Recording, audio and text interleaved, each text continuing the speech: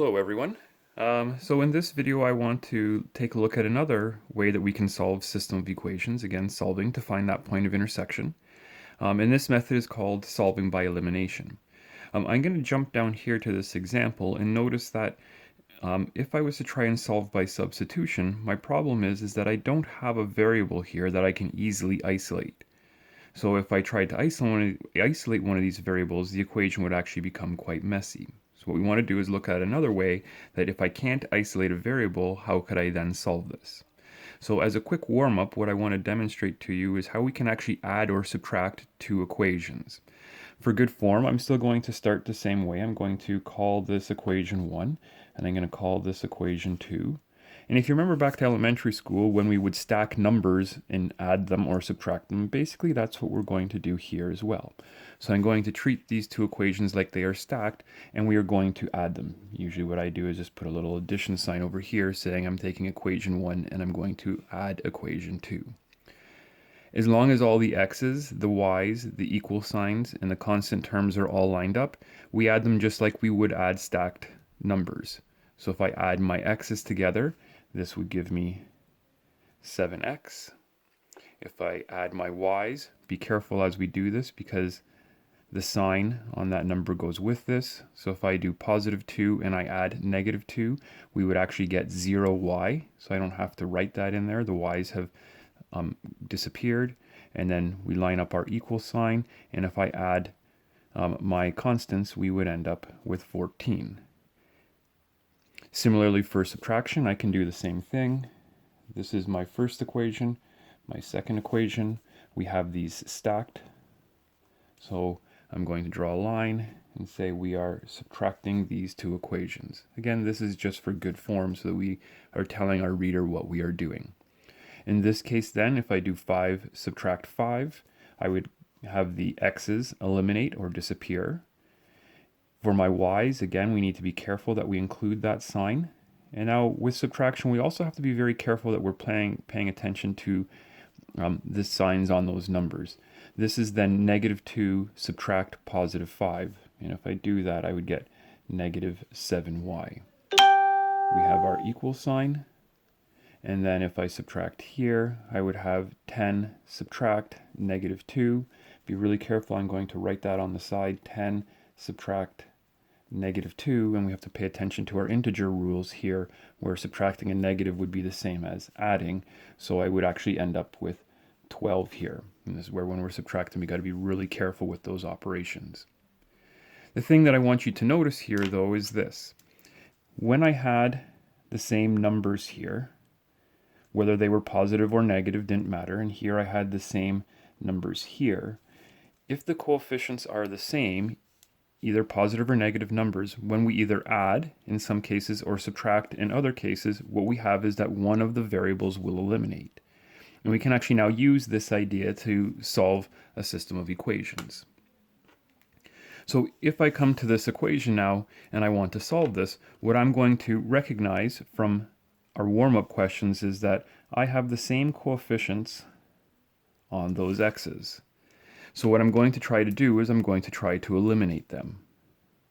So for good form, again, we're going to number our two equations, equation 1 and equation 2. And then I have to choose, would I add those to make them eliminate or would I subtract those?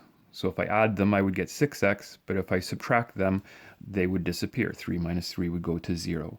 So I'm going to choose to subtract these two equations. Now, if I'm subtracting so I eliminate the x's, I then have to go through and I have to subtract each of the columns. So I have positive 7, subtract 4.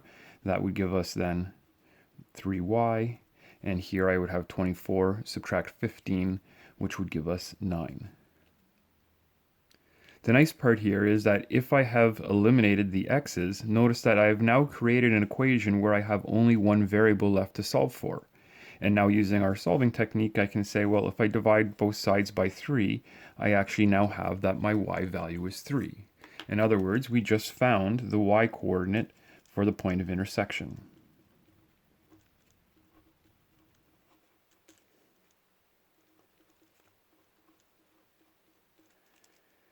This is where then this looks very similar to what we do with our method of substitution. Once I find one of the coordinates, I'm now going to sub that back in. So I'm going to say, okay, let's take y equals 3, and we'll sub that into. Now in this case, we don't have an equation that is really one nicer than the other like we do when we use our substitution technique. So here I'm going to say, well, pick whichever one you want. In this case, I think I'm going to pick this one only because the coefficients here are a little bit smaller, so maybe it makes it a little bit easier to work with.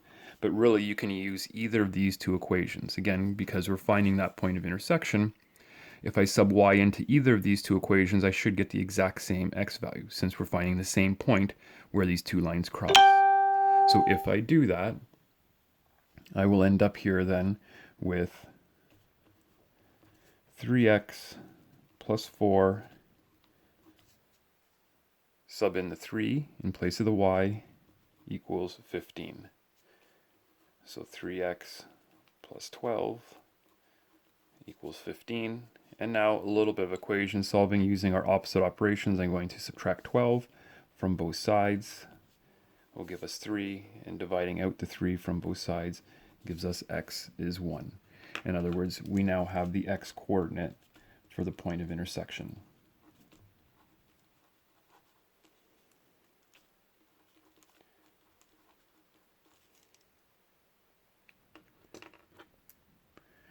And then lastly, we make our conclusion for good form. Therefore, point of intersection is 1 and 3.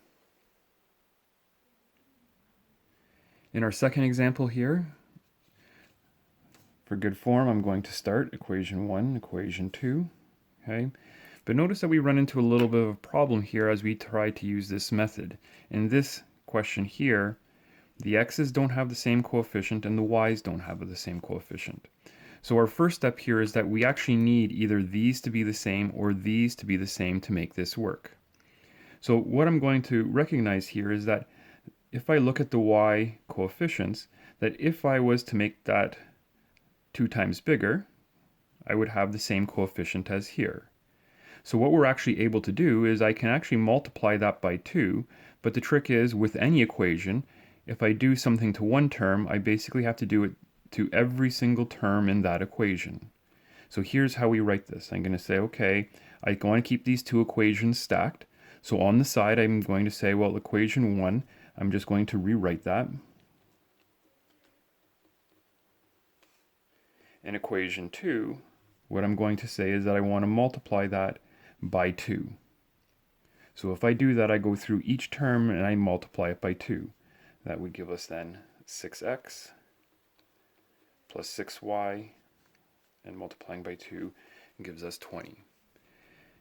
This here, we still number them. So I say this is still equation 1. Whenever we perform an operation to an equation, we actually then renumber that equation. So I'm now going to say that's equation 3.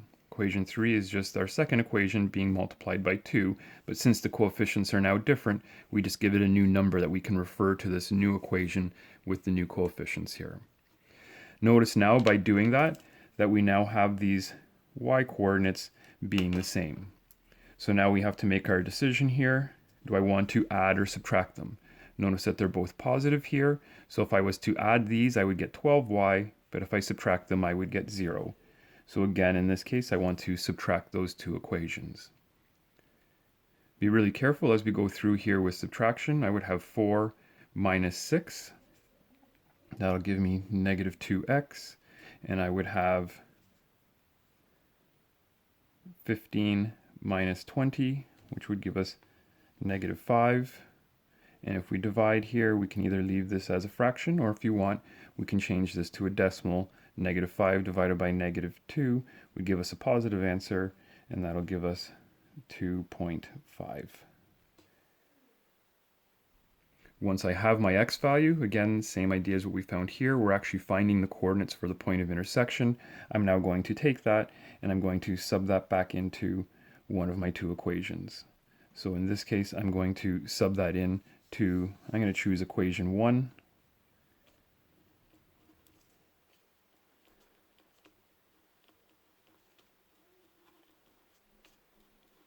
So for good form, I'm telling my reader that's what I'm doing. So as I do that, I would have 4 times 2.5 plus 6y equals 15. 4 times 2.5, excuse me, will give us 10 plus 6y equals 15. And now we need to rearrange our equation. So as I do this, I would end up with 6y equals 5, or that y here, as we divide out our 6, will give us 5 over 6. That one won't divide so nicely, so this time I'm going to leave that as a fraction. Therefore, our POI is, can either leave this as a decimal, or maybe a little bit nicer, since this turned out to be a fraction, that I'm going to write this as a fraction. Again, I would accept either or, that's fine. I'm going to write this as 5 over 2, and my y coordinate is 5 over 6. So it's the same method as what we did here, except for when the coefficients are not the same. Our first step is that we need to make one of them the same by multiplying one of the two equations, in this case, to make these coefficients the same. Okay. In our last example that I want to take a look at, okay, same idea. So I'm going to number my two equations. We run into a little bit of a problem here, though, where first, neither of the coefficients are the same, so we're not ready to add or subtract yet. But unlike our other example, I can't just simply multiply the 5 by some value to make it the same as 7. Likewise with our y's, it's not very easy to multiply the 2 by some value to make it 3. So in this case, instead of just multiplying one of the equations, what I'm going to do is I'm actually going to multiply both of the equations. So I could either make the x's the same, and usually what we do is just say, well, I could make these the same if I multiplied that by 7, would become 35, and I could multiply that by 5, and that would become 35, and then they would be the same. Or likewise, I could come over to the y's and say, well, I could multiply that by 2 to make it a 6, and I could multiply that by 3 to make it a 6, and then both of these would be the same. Usually what I would do is I would choose whichever values I'm going to multiply by to be as small as possible. I would like to try and keep these numbers a little bit smaller if I can. So I'm going to choose then equation 1. I'm going to multiply that by 2. So if I do that, I'm going to have 10x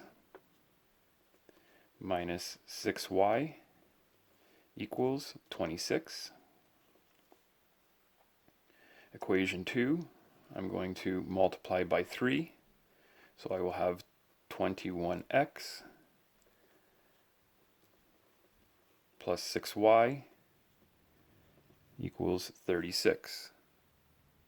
Now again, if I'm going to stack these, since I have changed this equation 1 times 2 gave us this, I renumber this, so I'm going to say that is now equation 3. And here, since we took equation 2 and multiplied it by 3, I'm going to renumber this, and I'm going to say that is now equation 4. I'm looking where my coefficients are the same. There they are. And then I have to decide. I have a negative 6 and a positive 6, so would I want to add or subtract those? Again, if we have opposite signs here, then adding them will make them 0. Negative 6 plus positive 6 will give us 0 there. So I'm going to go through and add my equations. This then, if I add them, will give me 31x. If I add here, I'm getting 0. And if I add here, I'm getting 62. With the y's eliminated, I can now divide out the 31. In this case, it works out nicely for us, so we have x is 2. I take my answer, and I'm going to sub then x equals 2 into, and I'm just going to come back to my equation, decide which one I want to use. I don't think that one is really all that much easier than the other. I'm just going to randomly pick then equation 2. So if I sub that in, I would have 7 times 2 plus 2y equals 12. Finishing this off, so if I multiply, I have 14 plus 2y is 12. Isolating my y, I'm going to subtract off the 14 from both sides. That'll give me -2, divide out the 2, gives me y is -1. And again, we have our x and our y coordinate for our point of intersection. So therefore, POI, point of intersection, is 2 and -1. Okay, so there's our new method, solving by elimination. Really the key idea here is that we need either the x or the y coordinates to be the same. If they are not the same, we can either multiply one or both of the equations to make either the y's or the x's the same coefficient, and then we have to choose, are we adding or subtracting to try and eliminate those variables. Once you do, you'll be able to solve for one of your two variables, and then we just go back to substitution to try to find that other variable. If you have any questions, let me know. There's some practice questions there you can work on. Hopefully everything goes well. Have a good day, everyone.